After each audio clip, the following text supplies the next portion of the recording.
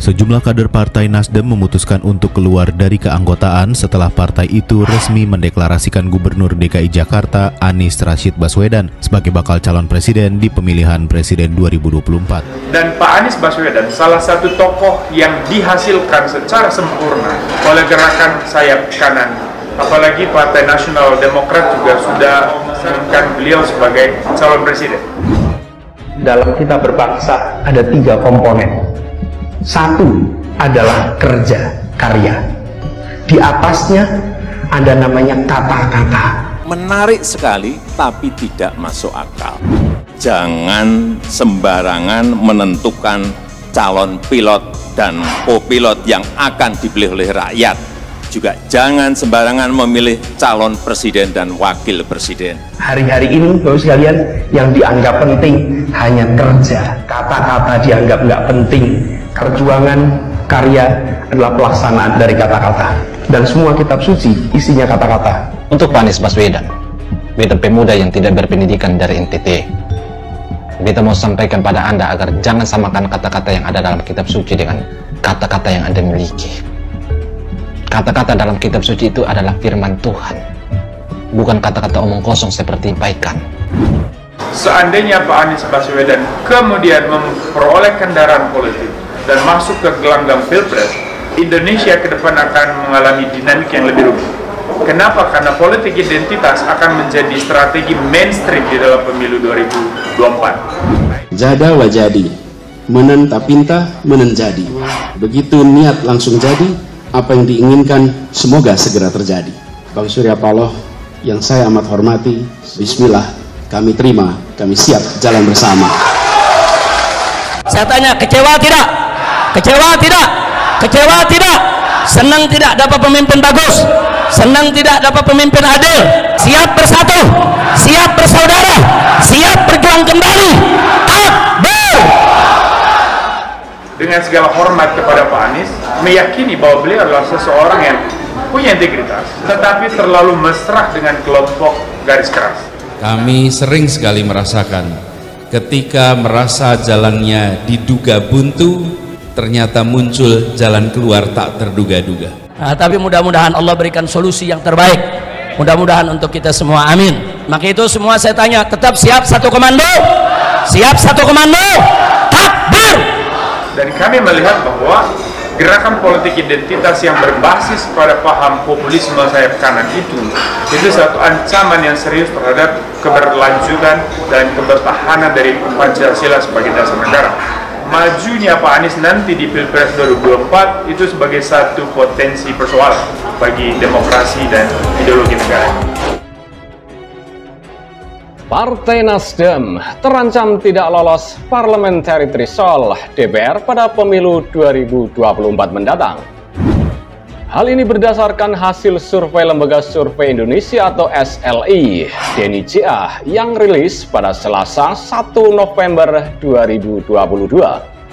Nasdem hanya 3,9% atau lebih rendah dari syarat perolehan suara untuk dapat kursi DPR, yakni 4%.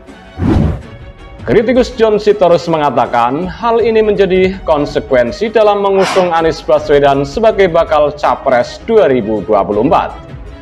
Pasalnya, Anies selama ini digambarkan sebagai sosok yang menggunakan politik identitas. Konsekuensi besar mendukung Anies Baswedan artinya siap kehilangan konstituen. Apalagi jejak Nasdem itu suaranya di golongan nasionalis, bukan yang ngaku-ngaku agamis. Ucapnya dalam keterangannya, dia merasa yakin para agamais akan tetap loyal kepada Partai Islam. Lalu apakah suara kelompok yang ngaku-ngaku agamis akan berubah haluan ke Nasdem? Tentu tidak, mereka loyal ke PKS, tuturnya. Menurutnya, angka 3,9% sesuai survei LSI untuk suara Nasdem di 2024 adalah sebuah hasil yang logis. Angka itu masih terlalu besar, bahkan bisa jadi tidak sampai 3%, karena konstituen Nasdem yang loyal kepada Jokowi masih melihat siapa calon yang akan diresmikan. Ya siap-siap 2029 cuma jadi tim hore, tandasnya. Partai Nasdem merespons rilis lembaga survei Lingkaran Survei Indonesia atau LSI DNICA yang menunjukkan Nasdem hanya mendapat 3,9% atau tidak lolos batas parlemen yakni 4% dalam survei elektabilitas partai politik. Ya, tidak apa-apa, di survei lain kan lolos, biasa saja. Satu survei dengan survei lain ada perbedaan hasil, kata Ketua DPP Partai Nasdem, Willy Aditya kepada wartawan pada Selasa 1 November 2022. Willy tentu bersyukur dengan hasil survei yang menunjukkan Nasdem memiliki elektabilitas bagus. Tapi untuk hasil survei yang menunjukkan Nasdem terancam tidak masuk DPR, maka pihaknya akan melakukan evaluasi.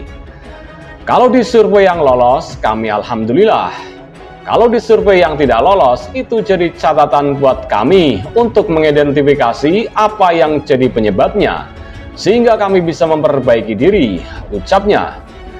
Dia tak mengambil pusing hasil-hasil survei elektabilitas parpol saat ini, sebab kata dia, pemilu masih lama dan tentu banyak waktu untuk terus berbenah. Jadi apapun hasilnya, it's okay. Toh pemilu masih 1 tahun lebih lagi. Masih banyak waktu untuk berbenah, ujarnya. Apalagi tren Nasdem memang begitu dalam survei, tapi alhamdulillah hasil di pemilu berbeda jauh dan itu sudah dibuktikan dalam 2 pemilu terakhir. Semoga demikian juga pada pemilu 2024 mendatang, tambahnya. Lembaga survei LSI DNICA mengeluarkan rilis elektabilitas partai politik. Hasilnya, PDIP menjadi partai yang paling banyak dipilih responden, sedangkan Nasdem tidak lolos batas parlemen 2024. Survei LSI DNICA digelar pada 11 hingga 20 September 2022 dengan melibatkan 1.200 responden yang dipilih secara acak dari 34 provinsi di Indonesia. Survei dilakukan dengan metode wawancara tatap muka dengan kuesioner. Margin of error survei dilaporkan kurang lebih 2,9%. Berdasarkan hasil survei tersebut, terekam partai yang memiliki elektabilitas terbesar yakni PDI Perjuangan dengan 20,9%. Diikuti oleh Golkar 14,5% dan Gerindra 9,8%. Sementara itu Nasdem memiliki elektabilitas 3,9% atau tidak lolos batas parlemen, yakni 4%. Berikut ini elektabilitas partai politik selengkapnya. Yang pertama ada PDI Perjuangan 20,9%. Kemudian Golkar 14,5%. Dan yang ketiga Gerindra 9,8%. Yang keempat PKS 8,3%. Urutan nomor 5 PKB 5,9%, Demokrat di urutan ke-6 5,4%, di urutan ke-7 Nasdem 3,9% dan yang ke-8 Perindo 3%, ke-9 P3 2,3%, ke-10 PAN 2,1%. Hanura ada di urutan ke-11 0,8% dan yang ke-12 PSI 0,6% dan yang ke-13 Garuda 0,4%. Yang ke-14 PKPI 0,4%. Yang ke-15 PBB 0,1%. Sedangkan di urutan ke-16 Berkarya 0%.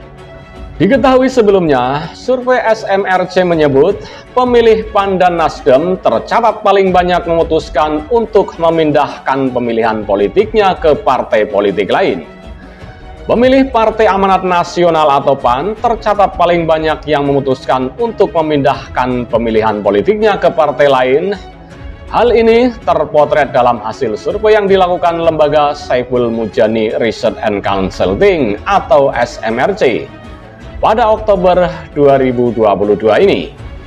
Dalam data yang dirilis lembaga SMRC, terlihat jelas ada pergeseran pemilihan partai dari pemilu 2019.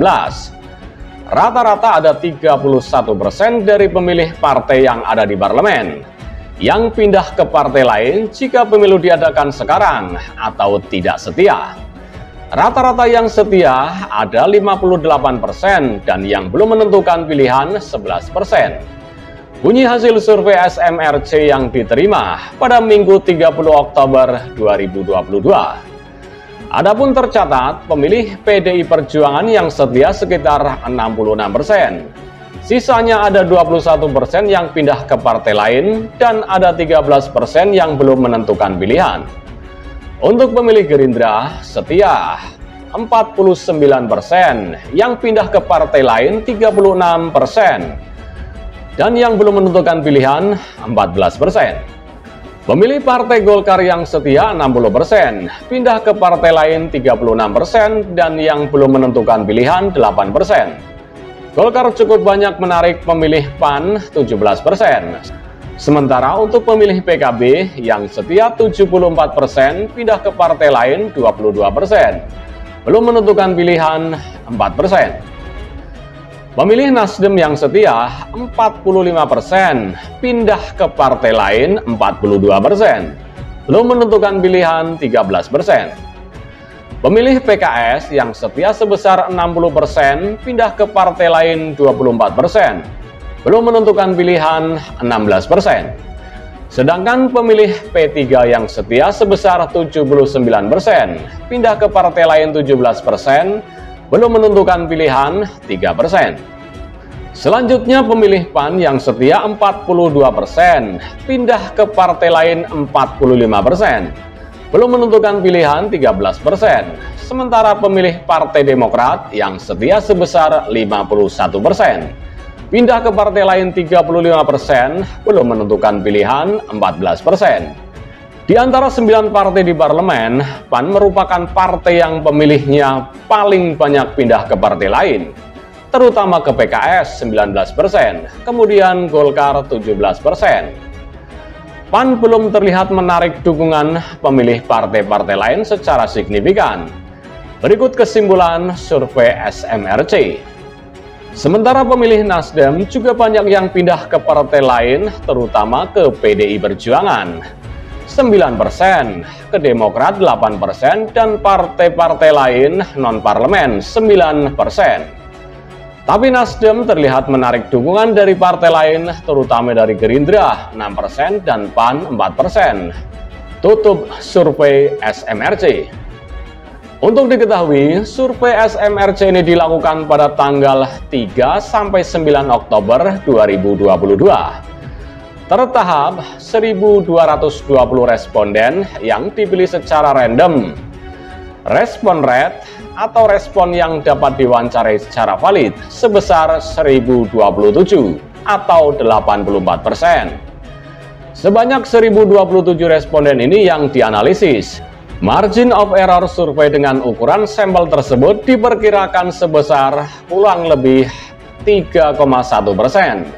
Pada tingkat kepercayaan 95%.